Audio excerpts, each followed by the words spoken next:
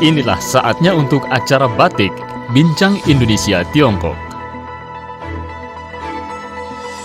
Baik pendengar Batik, kita telah sampai dalam perbincangan di segmen yang kedua. Perbincangan kita di hari ini akan menjadi seru karena narasumber saya juga ini seru sekali pastinya ya.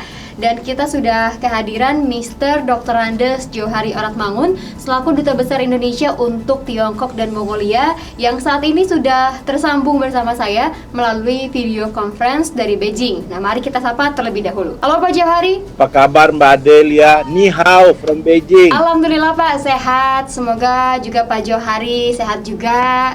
Dan keluarga juga semua di sana sehat ya Pak? Amin, amin. Ya Sehat-sehat Pak, saya semua. boleh panggil Pak Jo nggak nih Pak supaya lebih akrab gitu? Ya Pak Jo aja lebih. Iya Pak enak. Jo, jelang perayaan Tahun Baru Imlek yang menjadi festival terpenting bagi masyarakat Tiongkok dan juga masyarakat keturunan Tionghoa di berbagai belahan dunia. Bahkan setiap tahunnya ini dirayakan oleh 20% populasi di seluruh dunia. Tentunya untuk tahun ini kembali dirayakan dengan berbeda karena masih dalam situasi pandemi COVID-19. Nah, pertanyaan saya Pak Jo, menurut Pak Jo sendiri nih, momen Imlek di Tiongkok yang Bapak rasakan di sana seperti apa? Memang perayaan Tahun Baru China setiap tahunnya itu suatu momen atau perayaan penting buat masyarakat Tiongkok. Karena itu setiap tahun itu setiap warga negara Tiongkok maupun keturunan China yang berada di berbagai belahan bumi, termasuk di Indonesia, tentunya menyambut perayaan itu dengan cara-caranya masing-masing. Tapi makna sebenarnya itu adalah berkumpul bersama keluarga, makan bersama, merayakan bersama, saling bertukar informasi, menanyakan kabar masing-masing. Yang muda pay respect, memberikan respect ya kepada yang lebih tua, apakah itu orang tua, kakek, nenek, dan lain-lain relatifnya atau kerabatnya. Nah, itulah kenapa kemudian perayaan Tahun Baru China setiap tahunnya itu disambut dengan meriah di Tiongkok. Dalam konteks kekitaan begitu seperti Indonesia mungkin bulan Ramadan dalam menyambut Idul Fitri, lalu mudik, seperti itu. Nah, tentunya karena situasi sekarang masih dalam situasi COVID, ada beberapa pembatasan atau himbauan-himbauan yang disampaikan oleh pemerintah. Ini sudah 2 kali karena tahun lalu juga begitu, sekarang tahun ini juga.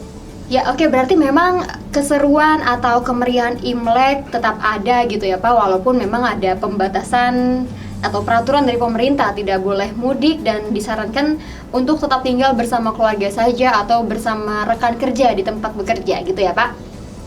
Saya kira pertama ada himbauan dari pemerintah supaya tidak, baik pemerintah pusat maupun pemerintah daerah, supaya tidak melakukan kunjungan-kunjungan, jadi mudik maksudnya, jadi berkunjung ke keluarga di daerahnya masing-masing.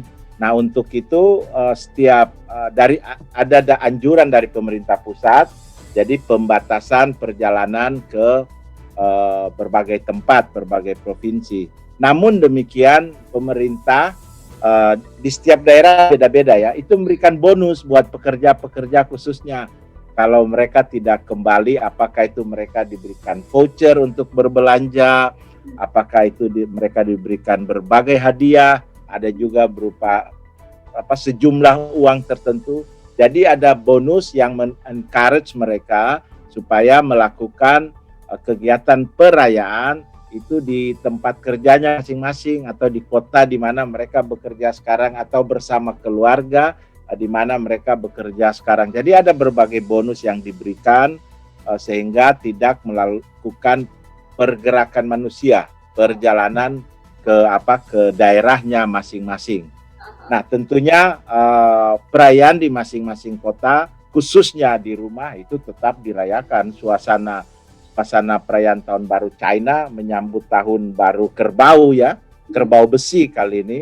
Itu sudah suasana di kota, saya di Beijing, jadi 2 atau 3 hari ini saya keliling lihat kota Beijing, itu sudah penuh dengan hiasan-hiasan di berbagai pusat-pusat perbelanjaan, itu penuh dengan hiasan-hiasan di pasar-pasar tradisional, masing-masing mencari gift ya, hadiah buat sanak saudaranya.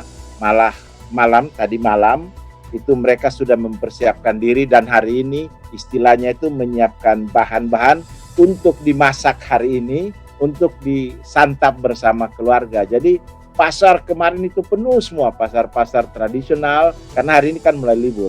Pasar-pasar tradisional dan lain-lain itu semua penuh, dan ornamen perayaan, apakah itu hiasan-hiasan di pasarnya maupun makanan atau bahan-bahan makanan yang akan disajikan itu sudah disiapkan. Tapi yang lebih utama itu suasana wajah dari orang-orang yang berbelanja atau orang-orang yang lalu lalang di berbagai pusat-pusat keramaian, itu wajah-wajah gembira ya.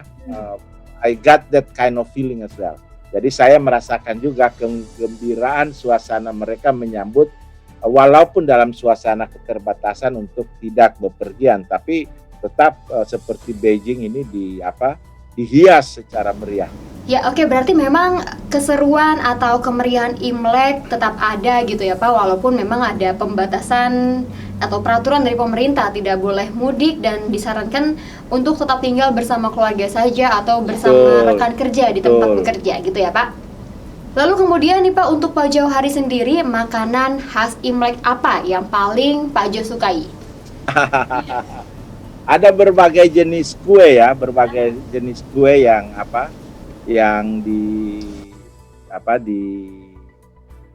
dijajakan gitu ya, dipasarkan. Kalau saya sebenarnya tidak ada yang very specific begitu ya. Saya memang senang kue-kue yang dihias cantik itu oleh mereka, dan semua bernuansa merah sekarang. Tetapi buat saya makanan tentunya karena yang paling khas karena ada di Beijing adalah Peking duck. Jadi bebek panggang ala Beijing. Nah, itu yang menjadi favorit saya, dan saya sendiri menerima berbagai undangan dari teman-teman untuk merayakan bersama-sama mereka, baik itu dari kalangan diplomatik, tetapi lebih banyak itu dari sahabat-sahabat Tionghoa saya di sini, apakah pengusaha, apakah dari teman-teman dari media seperti Mbak, baik itu radio maupun televisi, karena wawancara ke saya juga banyak dari lokal media di sini, dan begitu. Jadi banyak hal yang dilakukan, salah satunya adalah makan bersama. Ya, karena memang makna Imlek salah satunya itu adalah berkumpul bersama keluarga, karena dengan harapannya Imlek ini bisa memberi kehangatan ya Pak di tengah pandemi yang masih tetap melanda. Betul. Kalau pandemi sendiri sebenarnya kan situasi di Tiongkok sudah jauh lebih baik. Ya, Pak. Saat ini jumlah di seluruh Tiongkok itu kasusnya itu tinggal 2.000-an dari 1,4 miliaran penduduk, itu tinggal 2.000-an. Dan kenapa kemudian dibatasi? Karena itu kebanyakan itu imported case, jadi kasus yang datang dari luar, khususnya orang-orang yang kembali ke Tiongkok, apakah itu warga negara Tiongkok yang bekerja di luar negeri dan kembali, ataupun warga negara asing yang bekerja di Tiongkok, kemarin kembali ke negaranya masing-masing, sekarang kembali ke Tiongkok. Nah, ini yang diharapkan tidak menyebar. Jadi untuk mencegah penyebaran tersebut, karena pengalaman di tahun lalu itu kan hanya dari kota Wuhan, tapi kemudian tahun baru Imlek banyak orang bepergian, kemudian ya dia menyebar kemana-mana. Jadi tahun ini memang dibatasi pergerakan manusia maupun barang, karena kan ada penemuan baru bahwa COVID itu juga ada di alat untuk membungkus makanan beku kan. Jadi begitu juga ada himbauan-himbauan juga untuk memperhatikan juga makanan-makanan yang akan dibeli dan lain-lain. Ya, jadi memang tetap Tiongkok walaupun sudah berhasil mengendalikan pandemi dengan baik, tetap ada langkah-langkah pencegahan lanjutan juga ya Pak? Oh iya, Ya, betul, kehati-hatian.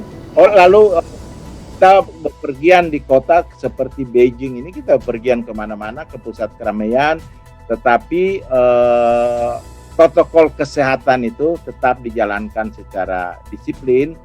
Malah kita semua kan punya health kit, jadi di HP kita masing-masing itu ada di download health kit kita, sehingga itu pun masuk ke misalnya ke pusat perbelanjaan atau ke gedung pertemuan atau ke hotel, atau misalnya orang ke KBRI juga kita minta ditunjukkan health kitnya itu harus hijau. Hijau berarti orangnya aman begitu. Kurang lebih begitu. Oke, berarti memang Tiongkok di sana selain memang teknologinya yang sudah canggih, yang harus kita garis bawahi juga adalah masyarakatnya ini patuh dan juga disiplin dalam menerapkan protokol kesehatan. Begitu Pak Johari? Itu juga kemudian yang menstimulate ekonomi mereka, sehingga sudah positif ya pertumbuhan ekonomi mereka di kuartal keempat tahun lalu. Itu dia tadi perbincangan saya bersama dengan Dubes Indonesia untuk Tiongkok dan Mongolia, Bapak Dr. Andes Johari Oratmangun. Anda juga bisa menyaksikan perbincangan lainnya masih di channel YouTube Radio Barata Online. Atau juga Anda bisa mendapatkan informasi menarik lainnya melalui streaming di www.barataradio738.com. Demikian telah Anda ikuti acara Batik Bincang Indonesia Tiongkok. Terima kasih atas perhatian Anda dan sampai jumpa.